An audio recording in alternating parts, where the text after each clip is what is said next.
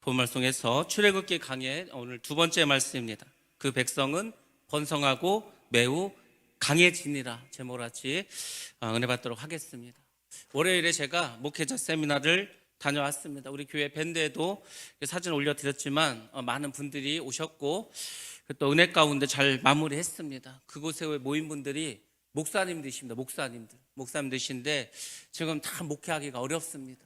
뭐 다 작은 교회를 개척교회를 이렇게 운영하시는 분들이고 또 여러 가지 이유로 인해서 특별히 코로나로 인해서 사명을 감당해야 되는데 참 힘도 잃고 낙심도 되고 낙담도 되고 뭐 그런 분들이었습니다. 근데 오셔서도 말씀을 듣고 새 힘을 얻고 또 사명을 회복하고 성령 충만함을 받았다고 이렇게 또 연락이 왔습니다. 저도 참 은혜로웠고 감사하고 기뻤습니다. 왜냐하면 특별히 또 주의 종들이고 또 이분들이 다시 이렇게 또 사명을 회복할 수 있는 시간이었기 때문에 무엇보다도 참 저에게도 좋은 시간이었고 또 어찌 보면 참 보람된 시간이고 하나님께 정말 감사하는 그런 시간이었습니다. 특별히 또 그것이 사랑의 교회에서 운영하는 또 수양관이고 또 이제 그 건물 아래 좀 내려가면 이제 오카누 목사님의 묘소도 있는 아주 또 은혜스러운 또 우리 한국교회에 있어서 참 중요한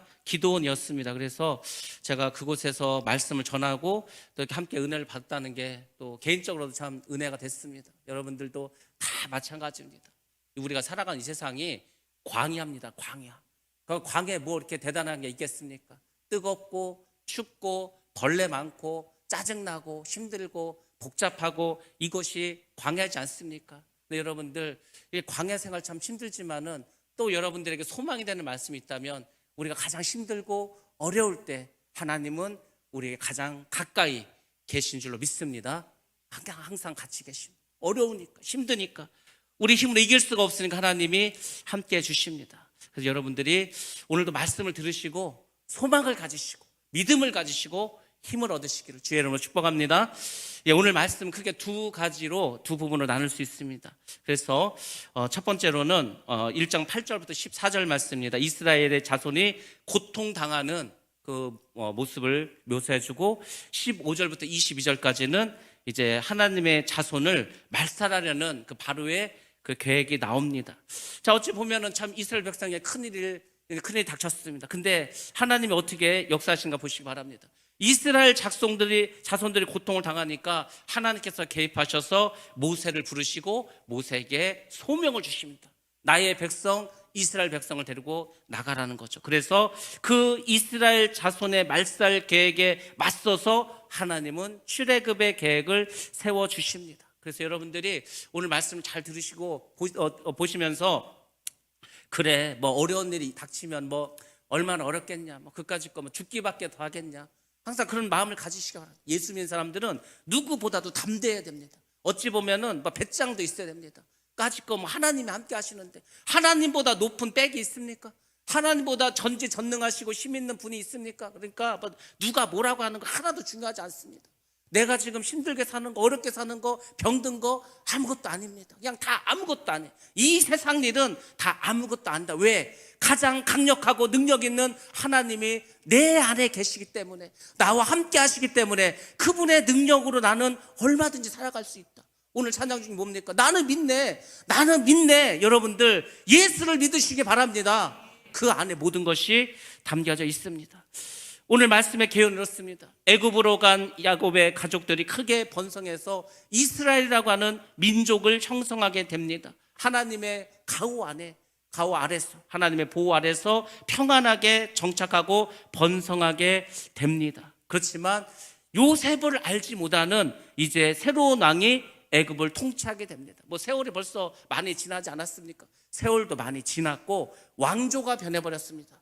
우리나라도 삼국시대가 있고 고려시대가 있고 조선시대가 있고 그러지 않았습니까? 그래서 요셉이 있었을 그 당시에 왕조가 무너지고 새로운 왕조가 일어나고 새로운 왕이 나타나게 되었습니다. 당연히 그는 요셉을 알지 못합니다. 그래서 이제 이스라엘 백성들을 고통으로 이게 통치하게 되고 애굽의 속박에 이제 이스라엘 백성들은 이 애굽에 의해서 속박을 받게 되고 노예화 된다. 이것을 오늘 말씀에서 보여주고 있습니다.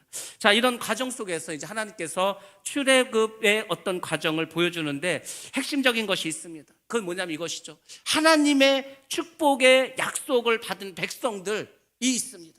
하나님의 축복의 약속을 받은 그 백성이 누구냐면 예수 그리스도를 유일한 구주로 믿는 사람들, 그들에게 하나님의 자녀라는 권세를 주셨습니다. 그 사람들은 구원을 받는다는, 축복을 받는다는 것입니다. 그리고 이스라엘을 핍박한 이 애굽 있지 않습니까? 애굽과 같이 하나님의 백성을 핍박하고 고난을 주는 그 사람들은 결국은 저주를 받게 된다. 그렇게 될 수밖에 없다. 그 이유를 기록하고 알려준 책이 바로 출애굽기라는 것입니다. 그래서 오늘 말씀 우리가 한 절씩 한 절씩 쭉 보면서 하나님께서 어떻게 섭리하시는가, 우리의 삶을 어떻게 이끌어 가시는가 여러분들 잘 보시기 바랍니다. 먼저 말씀 보겠습니다. 출애굽기 1장 8절로 9절 말씀입니다. 우리 같이 한번 보겠습니다. 시작. 요셉을 알지 못하는 새 왕이 일어나 애굽을 다스리더니 그가 그 백성에게 이르되 이 백성 이스라엘 자손이 우리보다 많고 강하도다. 아멘. 아멘. 예, 먼저 8절에 보면은 새로운 왕이 나왔습니다. 이 새로운 왕이 누굴까? 당연히 역사적으로 누구라고 나와 있죠.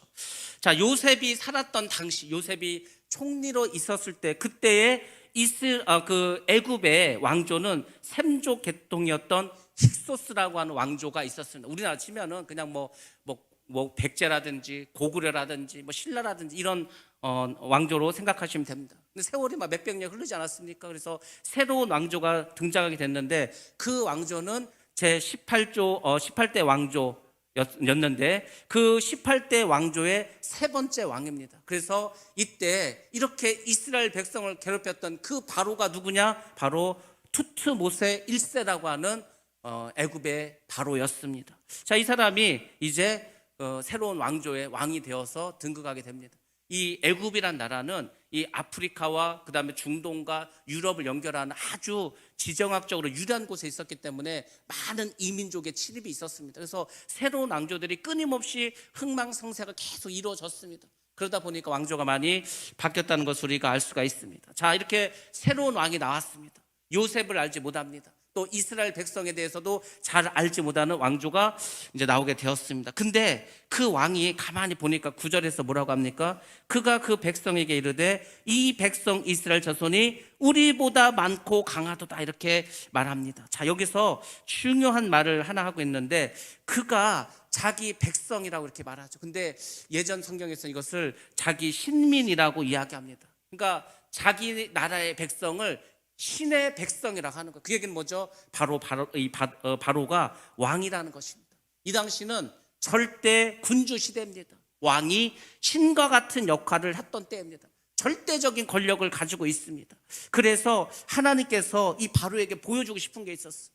많은 그 당시에 나라에게 하나님께서 확실하게 보여주고 싶은 게 있었습니다. 그것은 뭐냐면 애굽의 재앙을 통해서, 출애굽의 역사를 통해서 신격화한 그 바로의 교만함을 이제 많은 사람들에게 알게 하시고 결국 하나님은 그를 심판하신다, 이것을 보여주고 있습니다. 많은 신들이 있다고 사람들이 믿지만 신은 여호와 하나님밖에 없습니다. 자꾸 사람이 신이 되려고 하는 거예요. 절대 그렇지 않습니다. 어떻게 사람이 신이 됩니까? 신이 인간의 모습을 입고 성육신에서 이 땅에 오시는 것은 가능합니다. 신이기 때문에. 근데 육신을 입은 사람이 신이 될 수는 없습니다. 사도 바울이 뭐라고 했습니까? 사람의 손으로 지은 우상은 절대 신이 될 수 없다고. 사람이 만든 신도 절대로 신이 될 수 없습니다. 이 세상은 하나님, 그러니까 인간이 만든 신이 있고 사람을 만든 신밖에 없는 것입니다. 사람을 만드신 그 여호와 하나님만이 신이지 사람이 만들어낸 신은 다 가짜라는 거죠. 그게 신이든 사람이든 뭐든지 다 가짜라는 겁니다. 유일한 하나님은, 유일한 신은 여호와 하나님밖에 없다. 이것을 출애굽을 통해서 보여주고 있습니다. 이 애굽의 왕이 뭐라고 합니까? 저들이 우리보다 많고 강하다고. 가장법입니다. 이스라엘 백성이 아무리 많은들 애굽 백성보다 많았겠습니까? 이스라엘 백성이 아무리 힘이 세진들, 아니 여긴 다 노예들인데 무슨 힘이 세겠습니까? 실제로는 이스라엘이 더 많지도 않았습니다. 근데 어떻게 합니까? 계속해서 이스라엘의 숫자가 막 늘어나는 거예요. 그러니까 어떻게 하죠? 경계심이 나타나고 증오심이 나타나게 되었습니다. 그래서 바로 왕이 이 자기 백성들에게 말을 하는 거예요. 이스라엘의 백성에 대해서 증오심을 갖게 합니다. 민족적인 감정을 부추깁니다. 그래서 탄압을 하고 착취하는 것을 정당화합니다. 악한 저희가 깔려 있었습니다. 2차 세계대전 때도 마찬가지 않습니까? 이 히틀러가 정권을 잡았어. 정권을 잡았는데 사람들을 하나로 좀 모아야 돼. 뭔가 자기의 말을 잘 들어야 돼. 그럼 사람들이 뭘 좋아할까를 보겠죠. 뭘 좋아할까 봤더니 그 당시에 유대인들이 유럽에서 아주 욕을 먹었습니다. 유대인들은 땅을 갖지 못했습니다. 왜 땅을 못 가졌습니까? 유대인들이 나라가 망하고 전 세계에 흩어졌습니다. 근데 그 당시에 유럽을 통치하고 있었던 그 교황이 너희는 예수를 죽인 민족이라는 거예요. 절대로 너희들에게 땅을 소유하지 못하겠다 하는 거예요. 그러니까 이스라엘 백성들이 나라도 없는데 땅을 갖지 못하는 거예요. 그러니까 이 사람들이 어떻게 돈을 법니까? 돈 벌 수 있는 방법 하나밖에 없었죠. 이자 놀이를 했습니다. 이 사람들이 열심히 돈을 벌어서 돈을 모으면은 그걸 가지고 고리대금업을 했습니다. 그래서 전 유럽에서 아주 유대인들 싫어했습니다. 저 아주 그냥 구두쇠 같고 아주 못되고 나쁜 사람들, 나쁜 민족이라고 그렇게 이제 생각하고 있었어요. 그것을 히틀러가 몰랐겠습니까? 그러니까 그걸 이용했죠. 그래서 이스라엘 백성들을 600만이나 죽이지 않았습니까? 바로 왕도 마찬가지죠. 이게 자꾸 이스라엘의 세력이 강해지는 거. 강해지면 자기 왕권도 위협을 받을 수 있지 않겠습니까? 저것들을 죽여야 되는데 그냥 죽일 수는 없잖아요. 뭔가 거길 뒤집어 씌워야 될 거 아닙니까? 아니 엮으면은 다 엮을 수 있습니다. 없는 일도 막 만들어서 엮어. 우리가 막 옛날에 사극이나 뭐 이런 거 보면은 막 엮지 않습니까? 뭐 있지도 않은데 가짜 증인을 내세워가지고 이런 일을 했다고 막 거짓말을 시켜가지고 그러면은 다 당하는 거 아닙니까? 권력을 잡고 있는데. 그래서 이때 이스라엘 백성들이 미움을 받게 되고 이제 어려운 일을 당하고 맙니다. 그것이 이제 8절과 9절의 말씀입니다. 자, 이제 두 번째 단락 보겠습니다. 출애굽기 1장 10절부터 14절 말씀 한번 보겠습니다.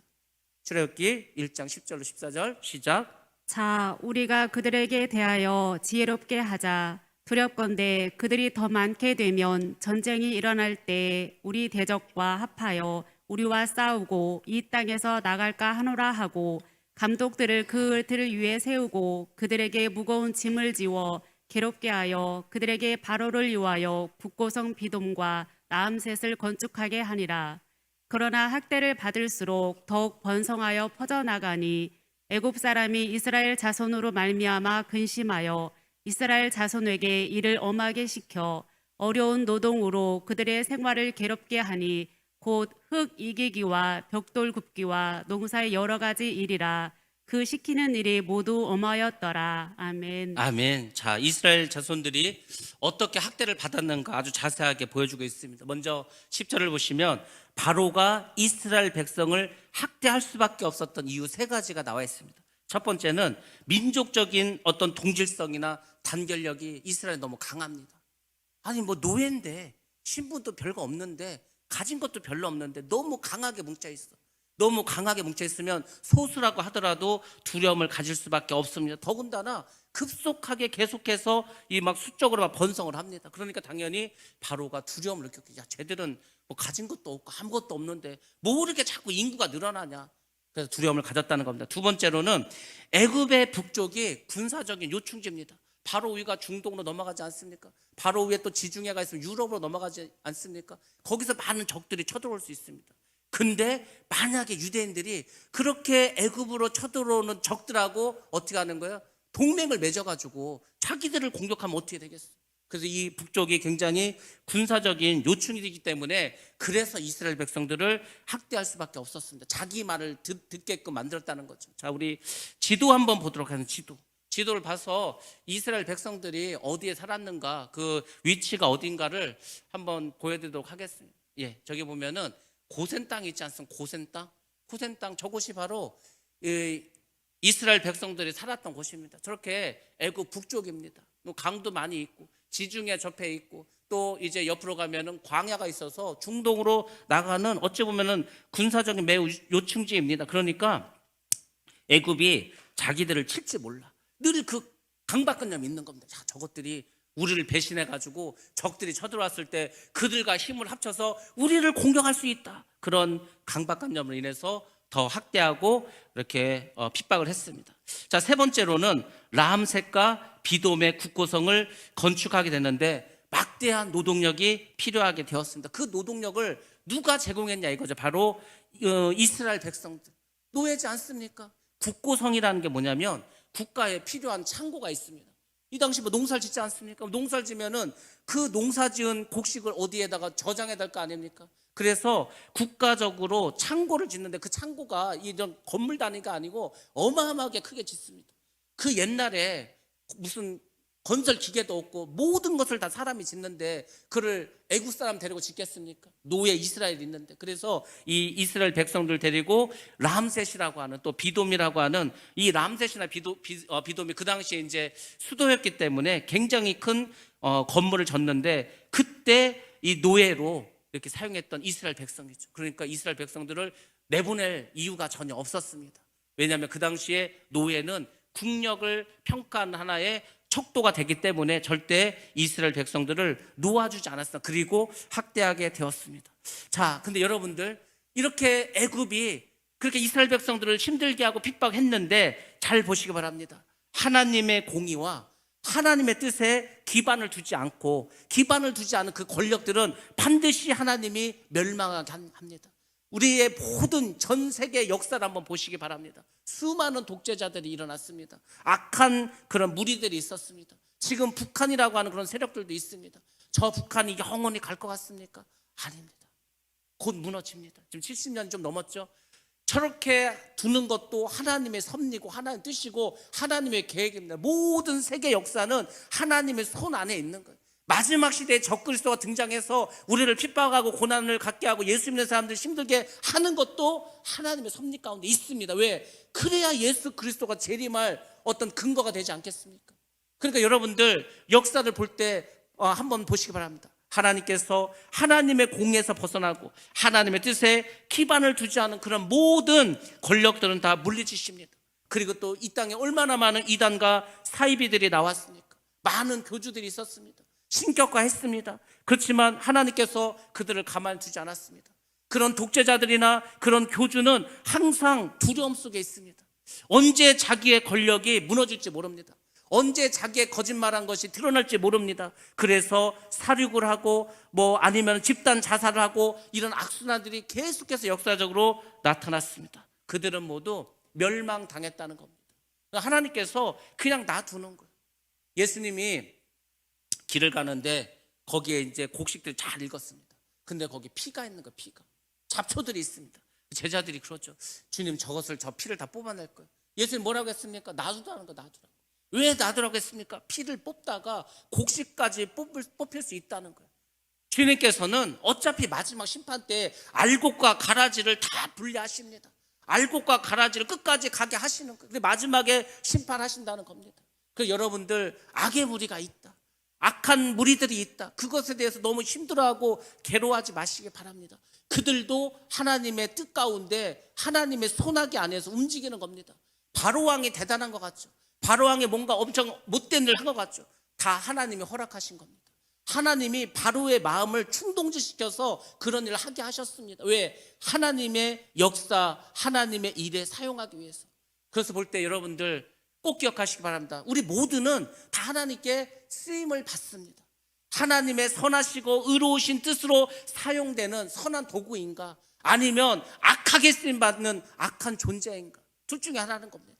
저는 바라기는 여러분 모두가 하나님의 선한 도구로 쓰임 받으시기 바랍니다. 그래서 하나님의 일을 열심히 하시기 바랍니다. 그리고 하나님 주님이 오셨을 때 모두 천국으로 가는 복된 여러분 다 되시기를 주의 이름으로 축원합니다. 그래서 이제 바로가 세 가지 이유로 이스라엘 백성들을 학대합니다. 11절 갑니다. 그래서 학대하기 위해서 감독들을 세웁니다. 그 감독은 애굽 사람이 있고 그리고 히브리인, 바로 이스라엘 사람들이 있는데, 좀 높은 사람들, 그 사람들을 간역자라고 하는데, 높은 사람들은 애굽 사람을 세우고 그 밑에 하급 관리들이 있습니다.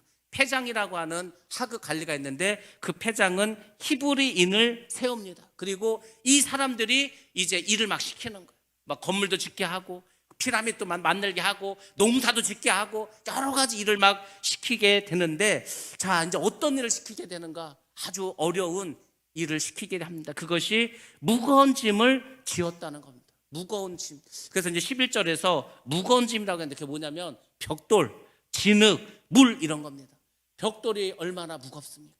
여러분들 우리가 뭐 집을 지으면 옛날에 이렇게 벽돌 까놓고 차곡차곡 쌓아갖고 등에다 이렇게 져가지고 막 이렇게 올라가지 않습니까? 그 벽돌이 혹시 몇 킬로나 나간지 아십니까? 저도 젊었을 때 그렇게 막 건물 질 때 가서 그런 거 해봤습니다.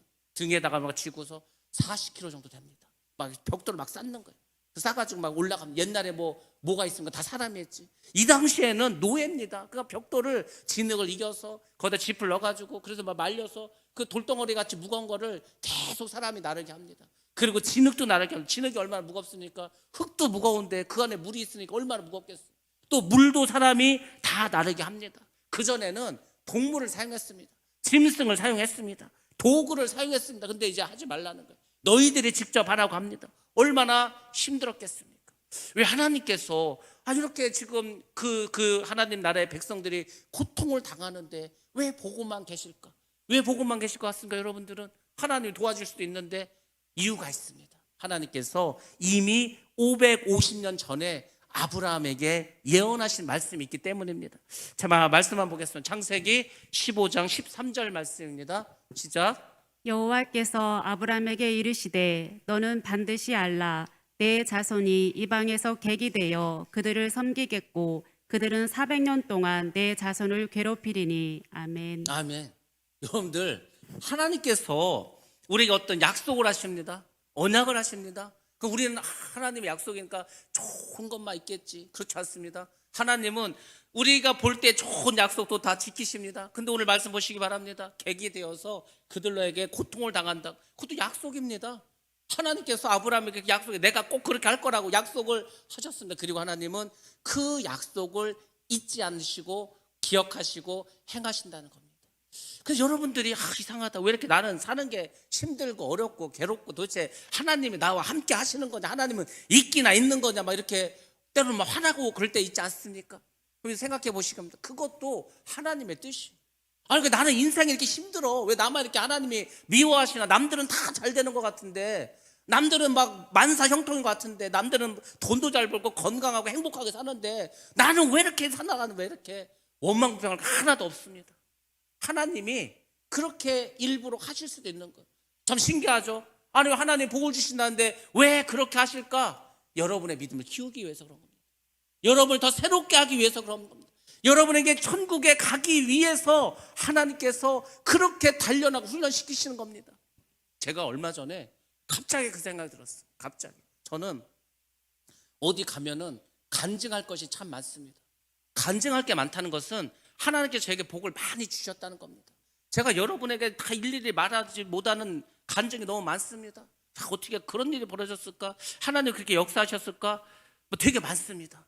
그래서 저도 이제 그 생각을 했죠. 왜 하나님은 나에게 이렇게 많은 간증거리를 주셨을까? 이유는 간단하더라고요. 여러분은 뭘 것 같습니까? 왜 하나님께서 저에게 은혜를 주시고 복을 주셔서 이렇게 간증거리를 많이 주셨을 것 같습니까? 저는 그것을 깨달았습니다. 그날. 뭘 것 같습니까? 저는 믿음이 약합니다. 저는 연약합니다. 그러니까 만약에 저에게 고통을 주고 어려움을 주고 힘든 일을 주면은 저는 막 포기할 것 같아요. 저는 막 도망갈 것 같아요. 그러니까 하나님께서 저에게는 막 복을 주시는 거예요. 그래서 그냥 은혜를 주시는 거예요. 그래가지고 제가 믿음이 연약하니까 떠나지 않게끔 하려고 그래서 하나님 나에게 이렇게 은혜를 주시나 보다. 만약에 여러분의 삶 가운데서 고난이 많고 고통이 많고 힘들고 그런데도 불구하고 여러분 이렇게 교회 나와서 예배를 드리는 자라면 여러분은 큰 믿음을 소유한 하나님의 백성인 줄로 믿습니다. 그렇잖아요.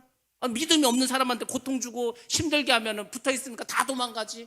근데 내가 이렇게 힘든데도 그래도 이렇게 믿음이 떠나지 않는 거, 그것이 바로 믿음이지 않습니까? 그래서 여러분들에게는 큰 믿음을 하나님께서 허락하셨습니다. 그래서 고통이 고통에서 끝나는 것이 아니고 고난이 고난으로 끝나는 것이 아니고 그것을 통해서 여러분들이 정금과 같이 나오면 다시금 회복했던 그 욕과 같이 여러분이 존귀한 삶을 살아가게 될 줄로 믿습니다. 우리가 그렇게 돼야 됩니다. 그렇게 되기를 주님께서도 원하고 계십니다. 이 괴로움이 하나님의 구속의 역사의 한 과정이라면 여러분의 삶 가운데서 힘들고 어려운 일이 많이 있는데 그것이 하나님의 역사를 이룬 한 과정이라면 하나님께서 여러분을 구원해 주시는 기쁨의 소식도 머지 않은 줄로 믿습니다. 이스라엘 백성들이 살만 했는데 갑자기 살기가 어렵고 점점 고통이 강하고 사는 게 너무 힘들었다. 그것은 이제 하나님께서 그들에게 섭리하시고 개입하시고 역사하실 그 날이 얼마 남지 않았다는 것을 기억하시기 바랍니다. 그래서 여러분의 간증에 고난도 은혜다, 이런 말이 나와야 되는 거예요. 많은 사람들은 은혜라고 하는 것이 뭔가 좋은 일만 벌어진 걸 은혜라고 생각하는데 그렇지 않습니다. 우리가 다니엘 기도를 들어볼 때 그분 보시고 한다. 자, 어떻게 사람이 저렇게 살 수 있을까? 야, 어떻게 정말 저 사람의 인생은 저렇게 고통 가운데 왜 하나님이 저 사람을 이렇게 힘들게 했을까? 그런 사람들 많지 않았습니까? 근데도 하나님께서 그 모든 것을 이기게 하십니다. 너무너무 힘들면 하나님께서 그 사람들을 막 안고서 지나갑니다. 그래서 그 사람들이 믿음 가운데 다 살아가게 합니다. 그래서 마지막 고백은 무엇입니까? 내 인생에 이런 고난도 은혜라. 여러분들, 여러분의 입술에서 주님, 이 고난도 은혜인 줄로 믿습니다, 그런 고백이 있으시기 바랍니다. 힘들고 어려운 것도 은혜면 감사하지 않겠습니까? 그것이 범사에 감사하는 겁니다. 다 잘 되는데, 돈도 잘 벌고 건강하고 만사형통인데 그때 감사하지 않을 사람 있습니까? 예수를 안 믿는 사람도 그때는 다 감사합니다. 다 기뻐합니다. 근데 하나님이 우리에게 원하시는 것은 범사에 감사라는 겁니다. 범사에, 좋은 일이든 나쁜 일이든 괴로운 일이든 그 모든 순간순간에 감사라는 거. 왜? 주님이 함께 하시기 때문에. 그리고 항상 우리에게 기뻐하라고 하지 않습니까? 기뻐하는 것도 마찬가지입니다. 기뻐할 일이 있어서 기뻐할 거면 여러분의 인생에서 기뻐할 날이 며칠이나 겪었습니까? 여러분의 인생에 이 1년에 365일 중에서 뭐 기뻐할 일이 뭐 많습니까? 뭐 별로 없습니다. 거의 없습니다. 기뻐할 일이 뭐가 있습니까? 근데 하나님께서는 항상 기뻐하라는 거예요. 왜? 구원받았으니까. 천국의 백성이니까. 환난도 고난도 고통도 주님이 함께 하시면 넉넉하게 이길 수 있다. 이제는 여러분들이 그런 믿음을 가져야 할 줄 믿습니다. 그런 믿음의 맷집을 가지시고 믿음의 근육을 키우시기 바랍니다. 그럴 때 하나님의 백성이 되는 것입니다. 그럴 때 출애굽을 해서 그 힘들고 어려운 광야 생활을 든든히 이기고 나갈 줄 믿습니다. 제가 오늘 설교 시작 때 뭐라고 했습니까? 이 세상이 광야라고 하지 않았습니까? 광야입니다. 광야는 여러분들이 맷집이 있어야지 버팁니다. 근육이 있어야 버팁니다. 그게 없으면 다 광야에서 쓰러져 버립니다. 광야에서 쓰러져 버렸다는 게 뭡니까? 죽었다는 겁니다. 여러분들은 끝까지 살아남으셔서 그 좋은 가나안, 그 좋은 천국으로 다 입성하시기를 주의 이름으로 축원합니다. 12절 말씀 보겠습니다. 애굽의 착취와 억압의 강도가 점점 강해집니다. 그렇지만 그 가운데서도 이스라엘 백성의 수는 멈추지 않고 계속해서 늘어납니다. 참 신기하죠. 아니, 어려운데 힘든데 잘 돼. 여러분들, 하나님 복을 주시면 어떻게 주신지 아십니까? 다 어려워. 이 세상이 막 진짜 뭐 코로나로 인해서, IMF로 인해서, 여러 가지 경제 위기로 인해서 다 힘들고 어려워. 근데 하나님의 백성은 그 가운데서 복을 받습니다. 그 가운데서도 너무 잘 돼. 신기하지 않습니까? 그 어떻게 해서, 뭐 머리를 잘 써서 똑똑해서 부지런해서, 그렇지 않습니다. 하나님이 지켜주시기 때문에. 지금 바로 왕이 얼마나 괴롭힙니까? 힘든 일을 시키고 그러면은 민족의 수가 줄어들어야 되는데 그 와중에서도 끊임없이 수적으로 증가하게 됩니다. 그것을 볼 때 하나님의 은총과 하나님의 섭리는 끝이 없다는 것을 여러분들 기억하시기 바랍니다. 이스라엘의 AD 70년에 티투스 장군이 예루살렘을 함락시키고 멸망당하지 않았습니까? 다 끝났다고 생각했습니다. 근데 자신들의 언어와 자신들의 종교를 지키고 1900년 지난 후에 다시금 지구상에 나타납니다. 1948년에 이스라엘이 독립하지 않았습니까? 하나님께서는 항상 보여줍니다. 다 끝난 것 같아, 다 망한 것 같아. 그렇지만 구루터기는 남겨두십니다. 여러분들, 여러분의 모든 것을 다 뺏겼다 하더라도 여러분의 믿음의 구루터기만은 남겨두시기 바랍니다.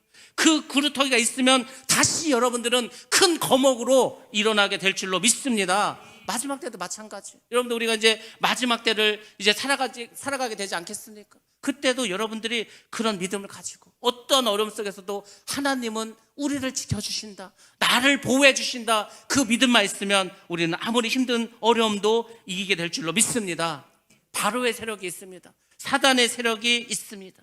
이 땅 위에서 하나님을 대적하는 모든 악한 존재들의 시도가 있습니다. 성도를 공격하는 악한 마귀의 그런 여러 가지 대적들이 있습니다.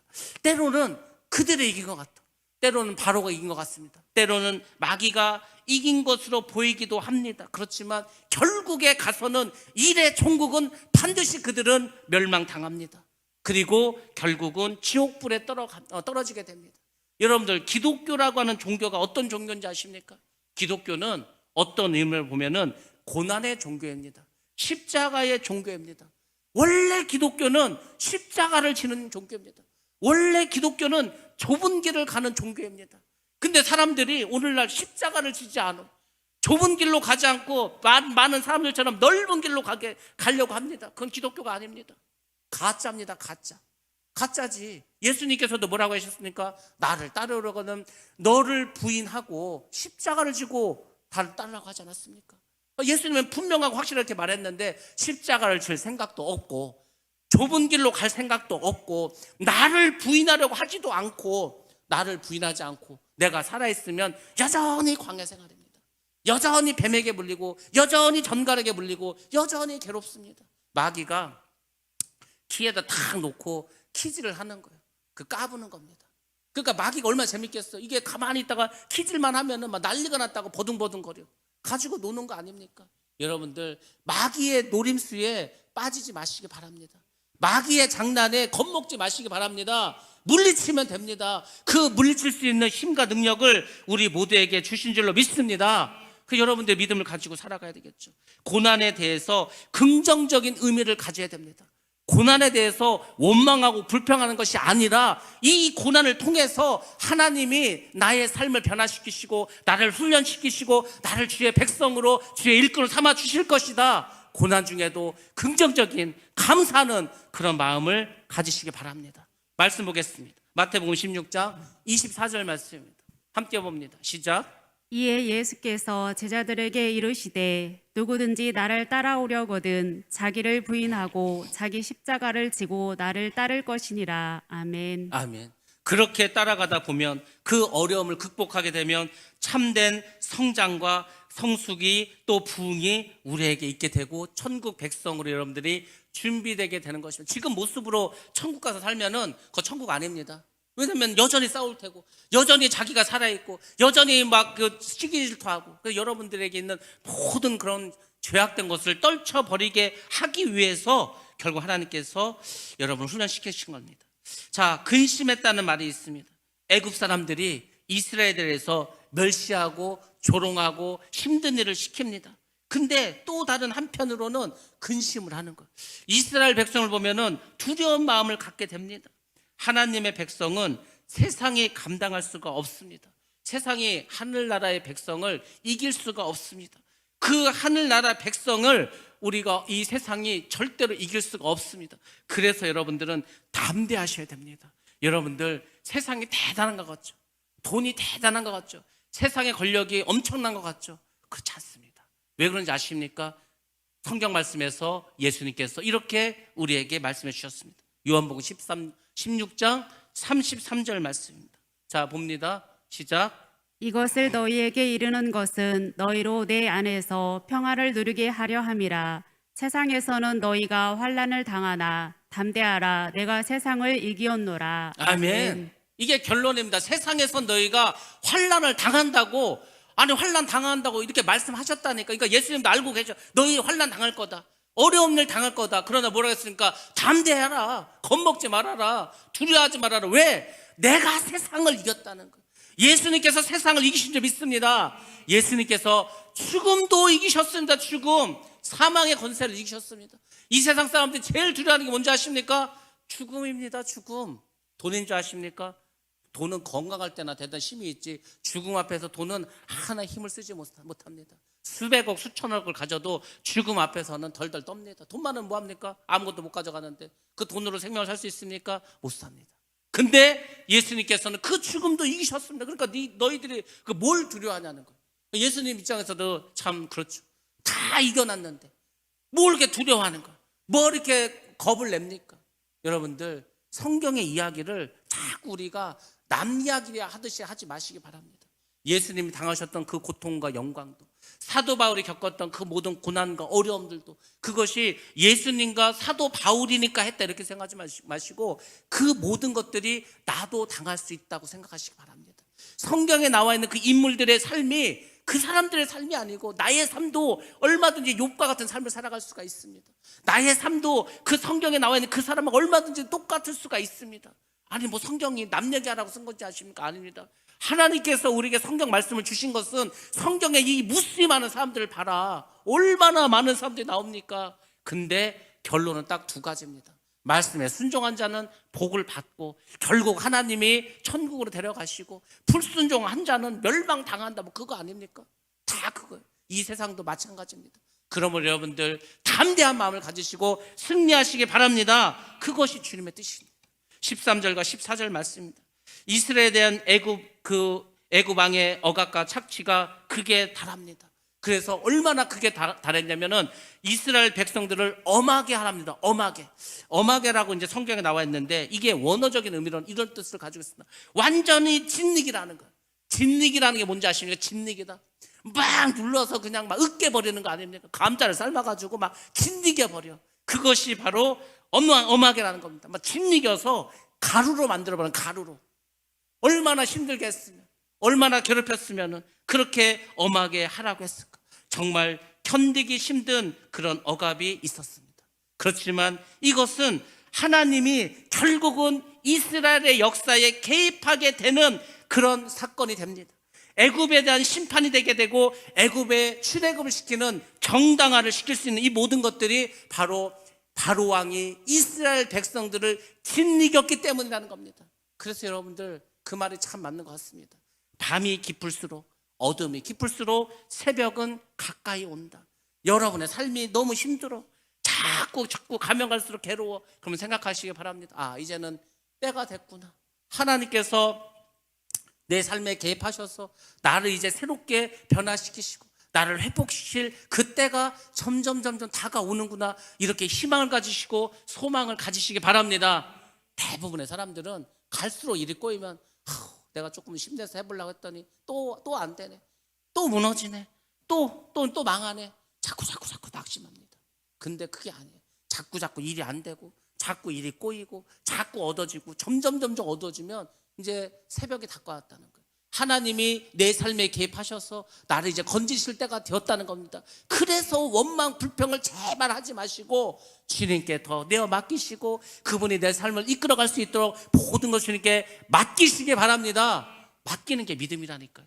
뭐 여러분들이 뭐 나와서 엄청 뭐 열심히 뭐 하고 이게 아니고 여러분들이 맡기는 거예요. 계속 맡기는 거예요. 힘들고 어렵고 고통스러운 거 다 주님께 내어 맡기는 겁니다. 오죽하면 주님 뭐라고 하셨습니까? 수고하고 무거운 짐을 지닌 자 다 내게로 오라. 예수님이 대신 져 주겠다고 하는데 우리가 버티고 안 가는 거야. 예수님 우리를 보고 참 얼마나 마음 아프시겠습니까? 아니 저 오면은 나한테 던져놓고 가면 되는데 뭘 그걸 지고 가겠다고. 여러분들이 밤새도록 어떤 문제를 가지고 고민한다고 해서 해결되지 않습니다. 어떤 문제에 대해서 고통을 느끼고 괴로워하고 뭐 밤새도록 고민해서 절대 아무것도 해결되는 게 없습니다. 그냥 맡기시라니까. 맡기시고 편히 주무시기 바랍니다. 그리고 기도하시기 바랍니다. 주님, 나의 모든 것을 주님께 다 내어 맡깁니다. 주님께서 살리시든지 죽이시든지 다 주님의 뜻입니다. 살든지 죽든지 저는 주님의 것입니다. 그러니까 주님, 주의 뜻대로 행하시옵소서. 내어 맡기면 반드시 하나님 역사해 주시리라 믿습니다. 그리 아니하실지라도 살아계신 하나님께서 여러분을 천국으로 인도해 주실 줄로 믿습니다. 바로가 계속해서 어려움을 줍니다. 어떤 어려움을 또 줍니까? 흙 이기기, 벽돌 굽기 뭐 이런 것을 합니다. 그래서 국고성을 건축하는데 동원합니다. 그 성을 쌓는데 벽돌을 만들어야 됩니다. 흙을 갖다가 그래서 벽돌을 만들어서 일일이 다 쌓아서 만듭니다. 그래서 이제 이스라엘 백성들이 노예가 됩니다. 그리고 바로 왕이 이스라엘 백성들에게 농사일을 시킵니다. 농사를 시키는 게 뭐 어떨까? 이스라엘 백성은 원래 조상 때부터 뭘 했습니까? 목축업을 해왔습니다. 이게 전 세계가 민족적으로 볼 때 농업을 했던 그 민족이 있고 목축업을 한 민족이 있습니다. 농경 문화가 있고 목축업을 하는 문화가 있습니다. 지금 목축업을 했던 이스라엘 백성들을 농경 문화로 종속시키고 있습니다. 이게 얼마나 무서운지 아십니까? 그러면은 그 전통이 사라지고 그들의 정신이 사라지고 그들의 얼이 다 사라져 버립니다. 민족적인 동질성이 파괴됩니다. 농사를 짓는다는 게 여러분들 뭔지 아십니까? 농사는 기후가 아주 중요합니다. 비가 올 때 비가 와야 되는 거예요. 비가 또 너무 많이 와도 안 됩니다. 햇볕도 일조량이 잘 맞아야 돼요. 그러니까 사람들이 그걸 어떻게 할 수 있습니까? 자기 힘으로. 또 오늘날도 못 하는데, 오늘날도 우리가 그걸 어떻게 기후를 우리 마음대로 못 하는데, 그래서 농경 문화에는 뭐가 많은지 아십니까? 우상이 많습니다. 비를 관장하는 신, 구름을 관장하는 신 다 있습니다. 그리고 풍성한 곡식을 얻어야 되니까 풍성한 곡식을 달라고 그렇게 풍요의 신도 있습니다. 그게 바알 아닙니까? 바알. 그래서 농사를 짓는 그 문화는 우상이 많습니다. 여러분들 우리나라가 얼마나 우상 천지였는지 아십니까? 지금은 정말 많이 사라졌어요. 처음에 우리 선교사들이 조선 땅에 왔을 때 세상에 이렇게 우상이 많은 나라가 있을까? 상상도 못했습니다. 그게 우리나라였습니다. 왜 그렇습니까? 농경 문화였기 때문에 그렇습니다. 그러니까 이스라엘 백성들에게 농사를 짓게 합니다. 더군다나 이 나일강 주변이지 않습니까? 아까 그 고센 땅이 다 나일강 삼각조입니다. 나일강은 범람을 잘합니다. 비가 오면은 범람해버려요. 뭐 뚝이 없으니까. 범람하면 어떻게 됩니까? 그 전답이 다 물에 잠기고 진흙에 잠겨버립니다. 그러니까 한번 범람해버리면은 또 무수히 많은 사람들이 가서 그것을 다 별을 이렇게 세워야 되고 그 흙을 치워야 되고 엄청난 노동력이 다 들어갑니다. 때로는 막 수로공사도 해야 돼. 물을 끌어와야 되니까. 그게 전부 다 이스라엘 백성들이 그렇게 힘들게 살아갔다는 거죠. 그렇게 어려움을 겪었습니다. 그렇게 겪었어요. 그것도 힘듭니다. 근데 또 다른 이제 일들이 벌어집니다. 바로가 히브리인을 아주 말살할 정책을 세웁니다. 그것이 이제 15절부터 22절까지 이어집니다. 오늘 바로 본문의 내용도 여기입니다. 자, 바로가 인구 억제 정책을 썼습니다. 그래서 계속 힘든 일을 주고 어려운 일을 주고 노역을 시켰어. 근데도 이스라엘 백성들은 끊임없이 수가 늘어납니다. 그래서 이러 갖고 안 되겠다. 탄압의 정도를 늘립니다. 어떻게 합니까? 새로 태어나는 사내아이들은 죽여버리라는 거예요. 그래서 어떻게 했죠? 산파를 부릅니다. 산파. 아기를 낳을 때 그 도움을 주는 산파 있지 않습니까? 유아 살해 계획, 특별히 남자아이를 죽이기 위해서 산파를 부릅니다. 그때 온 사람이 누굽니까? 성경에도 나와 있죠. 십보라와 부하라는 사람이 있습니다. 이 사람들은 히브리 사람들이었습니다. 이스라엘 사람들이었습니다. 이 사람들을 산파의 우두머리에 삼습니다. 아니 이스라엘 백성이 200만 있는데 2명이서 뭐 산파 역할을 하겠습니까? 그 밑에 무수히 많은 산파가 있습니다. 그리고 이제 바로 왕이 말합니다. 야, 그 이스라엘 그 민족들이 이렇게 아이를 낳을 때 딸이면 내비두고 아들이면 그냥 죽여버리라 이거죠. 산파에게 이렇게 시킵니다. 근데 이들이 어떻게 했습니까? 그 바로의 명령을 거부합니다. 왜냐하면은 이 사람들에게는 하나님에 대한 경외심이 있습니다. 참된 존경심이 있습니다. 하나님만이 유일한 신이라는 걸 알고 있습니다. 물론 바로왕이 두렵죠. 얼마나 무섭습니까? 바로왕의 명을 듣지 않으면 자기가 죽을 수 있는데, 근데 이 사람들이 하나님을 향한 믿음이 있었다는 겁니다. 여러분 이게 쉬운지 아십니까? 그렇지 않습니다. 오늘날에도 정권만 바뀌어도 덜덜덜 떱니다. 정권이 바뀌면은 어떻게 됩니까? 이전 정권에서 부와 영화를 느꼈는 사람들은 다 물러나야 됩니다. 근데 오늘날 대통령제에서도 국민이 이 나라의 주인이라고 하는 이 민주주의 체계에서도 이런 문제인데, 이때는 왕이 신과 같은 역할인데 어떻게 왕의 명령을 어길 수가 있습니까? 근데 이 사람들 머리를 짜냅니다. 어떻게 되죠? 자기가 애를 낳는다 해서 가봤더니 이미 애를 낳아버렸다는 거예요. 히브리 여인들은 이 애굽의 여인들보다 강하기 때문에 애를 금방 낳는다는 거예요. 애를 낳는다고 해서 도와주러 갔더니 이미 낳았다는 거예요. 이미 낳는데 애를 어떻게 죽입니까? 못 죽이지. 이런 식으로 해서 결국은 아이들을 죽이지 않고 하나님의 뜻대로 살아가게 됩니다. 여러분들 이런 것을 보고 잘 기억하시기 바랍니다. 여러분의 삶 속에서 여러분들 어쩔 수 없이 어떤 일을 해야 돼. 근데 그건 믿음을 저버리는 일이에요. 하나님이 기뻐하시는 일이 아니에요. 그래도 그 어려운 가운데서도 기도하면서 지혜를 구하시면 반드시 하나님께서 그 어려움을 극복할 지혜를 주십니다. 피할 길도 열어주십니다. 여러분들이 꼭 경험하셔야 되는 거예요. 안 그러고 자꾸 세상과 타협하고 자기를 합리화시키면은 살아계신 하나님을 경험하지 못합니다. 정말 힘들고 어려울 때, 정말 괴로울 때, 내 목이 날아갈 수도 있고 내가 정말 힘든 일을 가질 수도 있지만, 그럼에도 불구하고 여러분들의 믿음의 결단을 내리면 반드시 하나님께서 여러분에게 지혜를 주셔서 그 길을 벗어날 수 있게 해줄 줄로 믿습니다. 하나님은 이 산파들에게 은혜를 베풀었습니다. 하나님께 순종함으로 하나님께서 반드시 그들에게 복을 내려주셨습니다. 자, 3·8을 동원한 유아 살해 계획도 실패로 돌아갔습니다. 그래서 이제 22절에서 어떻게 합니까? 바로는 더 잔인한 정책을 시행하게 됩니다. 이번엔 어떻게 하죠? 남자아이로 태어나면은 그 남자들 다 나일 강물에다 버려서 던져서 죽이라는 것입니다. 자, 이제 히브리인들, 이스라엘 백성들에게는 생존의 위기가 닥쳤습니다. 남자애들 다 죽이면 여자들만 남지 않습니까? 그 여자들이 애굽 사람하고 결혼해버리면 결국 이스라엘이라고 하는 민족은 사라지게 되는 겁니다. 얼마나 힘들고 얼마나 어려운 때가 되었습니까? 정말 이제는 이스라엘 백성들의 힘으로는 할 수 없을 때가 되었습니다. 그때가 언제인지 아십니까? 바로 하나님께서 일하실 때가 되었다는 것입니다. 내 힘으로 할 수 없을 때, 내가 이제 아무것도 할 수 없을 때, 내가 행복했을 때, 그때 하나님은 일하실 줄로 믿습니다. 하나님의 구원의 손길이 움직이기 시작했습니다. 정말 가장 어려울 때, 가장 괴로울 때, 내가 아무것도 할 수 없을 때 하나님은 가까이에서 돕기 시작합니다. 하나님은 택하신 백성의 고통과 신음소리를 외면하지 않으십니다. 그리고 고난은 성도들로 하여금, 우리로 하여금 더 하나님을 신뢰하게 해야 됩니다. 배부르고 등 따시면 절대 기도하지 않습니다. 역사가 말해주지 않습니까? 한국 교회가 보여주고 있지 않습니까? 힘들고 어려울 때는 너나 할 것 없이 다 교회 나와서 기도했습니다. 지금은 살만합니다. 주말 되면 놀러 가야 됩니다. 할 일도 많습니다. 누가 교회 나옵니까? 안 나오지. 안 합니다. 기도 안 합니다. 왜? 잘 사는데 뭐 굳이 뭐하러 합니까?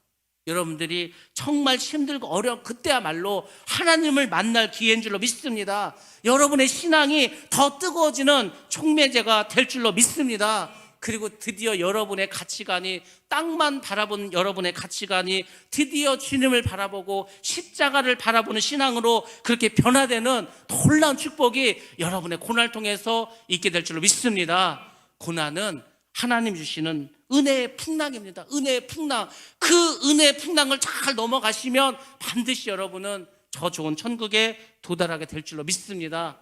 이 세상은 험합니다. 이 세상 살아가기가 힘듭니다. 너무너무 힘들 때가 있습니다. 꼼짝도 하기 싫을 때도 있습니다. 저도 막 피곤하면은 못 움직이겠어요. 몸이 안 움직이는 것 같습니다. 그래도 하나님께서 힘을 주십니다. 하나님께서 일어날 힘을 또 주십니다. 오늘 하루를 승리할 수 있는 그 힘을 주십니다. 여러분, 내일을 걱정하지 마시기 바랍니다. 내일을 지금 앞당겨서 걱정하시면, 내일을 걱정하지 말고 오늘 하루를 내가 어떻게 은혜스럽게 살 것인가, 오늘 하루를 어떻게 말씀 안에서 내가 살아가면서 그 크신 하나님의 은혜를 받을 것인가, 그것을 가지고 기도하시기 바랍니다. 좋으신 하나님은 오늘도 내일도 영원토록 여러분에게 힘을 주시고 은혜를 주셔서 여러분 모두가 저 천국에 가는 복된 은혜를 내려주실 줄로 믿습니다. 출애굽을 통해서 살아계신 주님을 경험하시고 여러분 모두가 저 마지막 강을 건너서 가나안 땅에 들어가는, 요단강을 건너서 가나안에 들어가는 놀라운 축복이 있기를 주의 이름으로 축복합니다.